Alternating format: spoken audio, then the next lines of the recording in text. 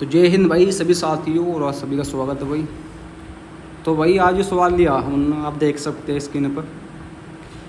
अब यहाँ वाले टीचर हैं, मैं इनका नाम नहीं जानता, चलो जो भी होंगे अच्छा पढ़ाते होंगे, बिल्कुल बढ़िया। तो ये उनका सवाल है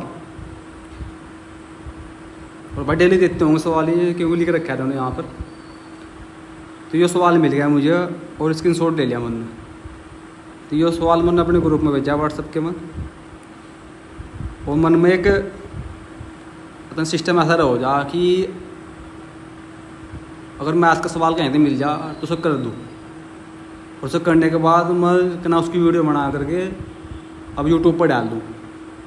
तो भाई ऐसा कुछ है दिमाग में।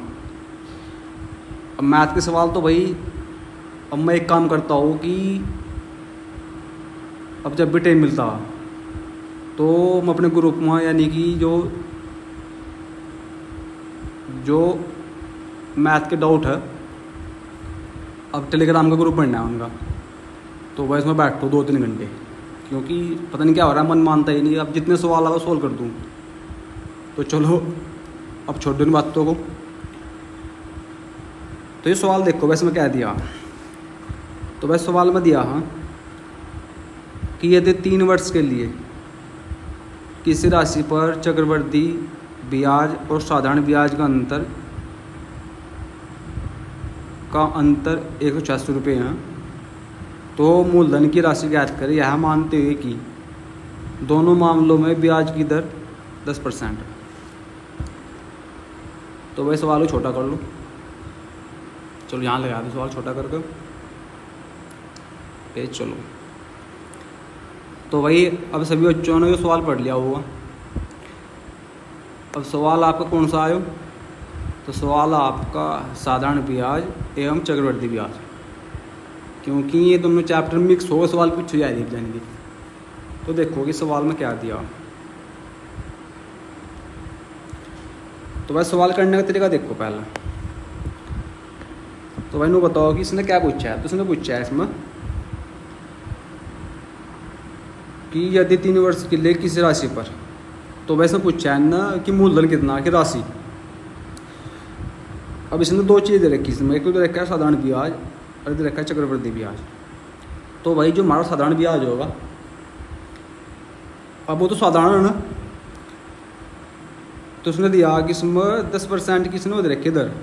तो भाई का साधारण ब्याज होगा उसमें 4 साल ले लो, 5 साल ले लो और 3 साल ले लो। तो उसमें क्या सिस्टम होगा कि हर साल 10% होगी, यानी कि जो दर होगी वो हर साल 10% की दर से होगी। तो भाई ये साधारण ब्याज हो, उसे लिखा सिंपल इंटरेस्ट। अब चलो तो 3 साल के लिए, तो भाई अब 10% की दर है और 3 साल के लिए कितनी हो जाएगी? हो जाएगी भाई आपकी 30%।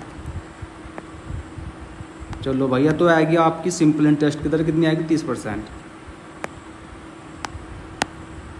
कोई दिक्कत नहीं भाई, यहाँ तक तो आप बोलोगी सर कोई दिक्कत नहीं। अब दिक्कत तो यह खड़ी करेगी भाई, अब चक्रवृद्धि ब्याज करा दिक्कत खड़ी।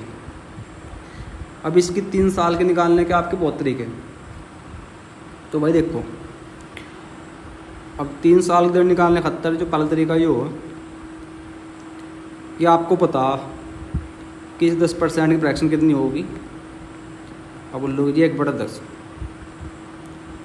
तो भाई ये मेथड है रेशियो मेथड।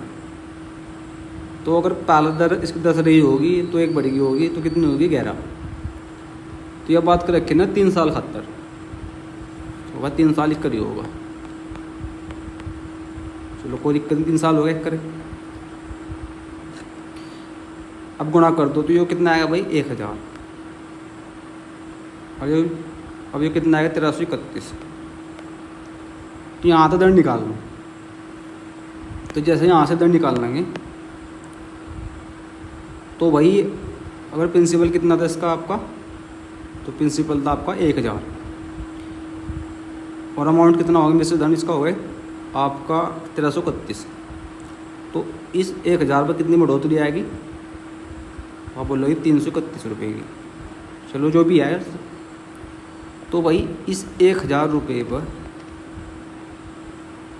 इस रुपये मान लो या आप कुछ ही मान लो, इस 1000 रुपये पर 331 की बढ़ोतरी आएगी, तो ये निकाल ली दर इसमें परसेंटेज में, तो गुणा 100। अब 2 जीरो तो 2 जीरो कटेगी, और पॉइंट कहाँ लग गया आपका, तो पॉइंट लग जाएगा आपका यहाँ से। तो कितनी दर आएगी, 33.1%। तो भाई हमारा CI कितना आएगा आपका चक्रवृद्धि ब्याज, 33.1%। तो सवाल में बोल रहा था कि इनका अंतर कितना था, अंतर था 186 रुपये। और हमारे अकॉर्डिंग कितना अंतर आ रहा है इसमें, तो इसमें अंतर आ रहा है भाई आपका 3.1%। तो भाई इस 3.1% की वैल्यू क्या दे रखी इसमें, वो दे रखी है 186। तो यहाँ तब निकालना है 100 का मान। तो यानी या आप एक काम कर लो, अब जा इस चीज़ को ऐसे लिख लो कि 186 बटे 3.1, 100 का मान निकालना है यहाँ तक। तो भाई देख उसका दूसरा तरीका बताऊंगा, दूसरा तरीका भी है करने का। तो इसे हटाऊंगा भाई, अपर को बन जाएगा 10, तो ये काट देगा क्या बारी में, तो ये कट जाएगा 6 बारी में। तो इसका आंसर कितना आ जाएगा, इसका आंसर आ जाएगा 6000। चलो भाई ये तो तरीका होगा बिल्कुल साफ मामला। भाई इतना टाइम लगा आपको समझाने खतर, लेकिन इतने टाइम का सवाल ही था नहीं। तो इसका दूसरा तरीका देखो आप करने का।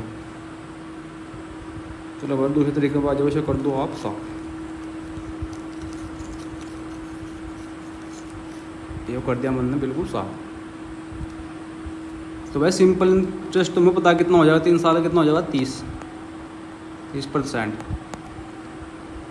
इसमें तो कुछ दिक्कत नहीं है, सिंपल इंटरेस्ट में तो सीधा निकल जाएगा। लेकिन से निकालने खातर आपके पास एक और फॉर्मूला होगा, आप जानते होंगे, A + B + A गुणा B बटे 100। तो क्या बन जाएगा, तो भाई 2 साल का निकाल लो पहले इनका।